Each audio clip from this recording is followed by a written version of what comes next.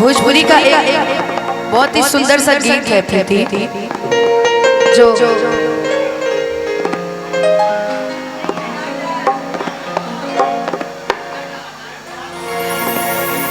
कहाँ बड़े प्रियांशु भैया,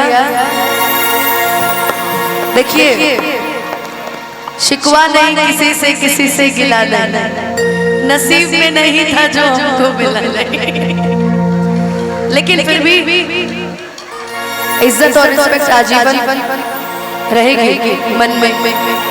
दुनिया में कोई कुछ भी कहे मेरे बारे में, लेकिन हमने हमेशा हर किसी के बारे में अच्छा ही सोचा है कि आरा के उठलारी से बलिया के बली में, बिंदिया काली काली में सुघर बड़ी लागेलू हो,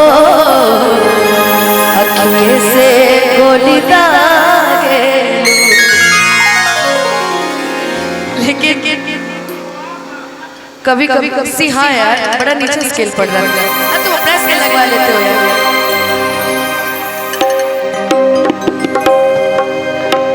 बिल्कुल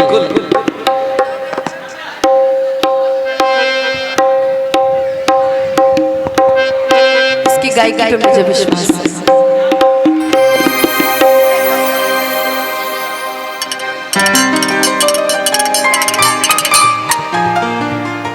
मुस्कुराओ ना एक बार। नहीं आज हमके अजमुआले पानी, आज जब आप हमसे मिली है ना तभी मेरा दिन सही होने लगा। अगर पहले खराब रहता है, अगर पहले खराब रहता है, पहले उदासी थी थोड़ी सी, लेकिन जब आप मिले हैं और आप मुस्कुराई मेरा दिन तब से अच्छा जाने लगा। वैसे आप मुस्कुराती बहुत अच्छा है, आपकी हंसी की लोग तारीफ भी करते हैं बहुत जगह कि आप ऐसा कोई हंसता नहीं। मेरी हंसी कि आज हमके अरमुआले पानी, रुख से पर्दा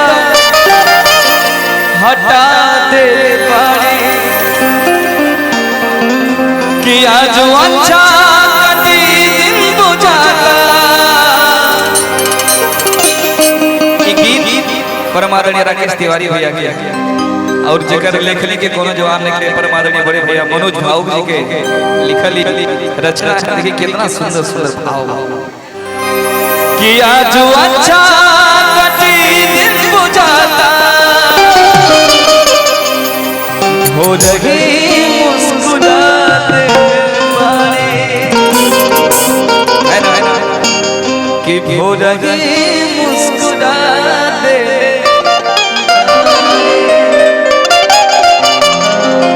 कि आज हमके मुआने बारी। बोल भाई से पर्दा हटा दे बारी, आज हमके मुआने बारी, हटा दे बारी, आज अच्छा कटी दिन बुझाता, आज अच्छा लगी दिन बुझाता, आज अच्छा लगी दिल बुझाता, कि हो रही मुस्कुराते बारी, मुस्कुराते बारी,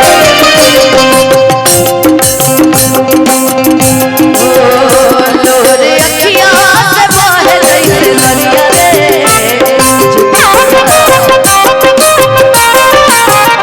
लोरे अखियाँ से बहे जैसे दरिया रे,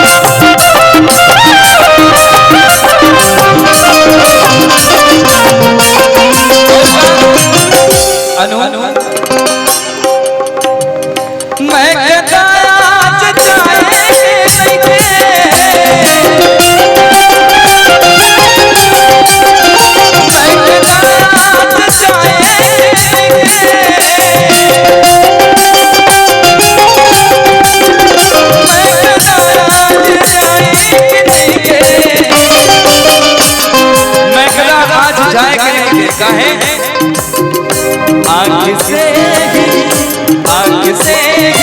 याद बारी, आँख से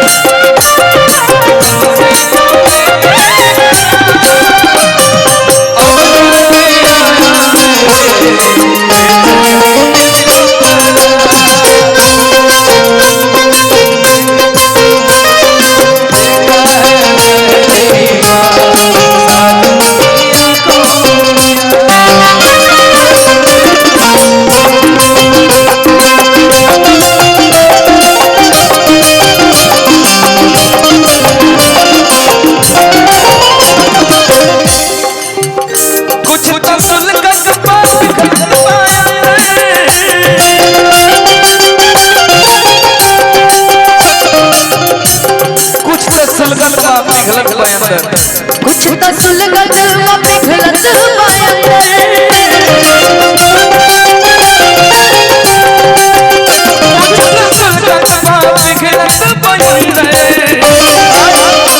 आग ऐसन लगा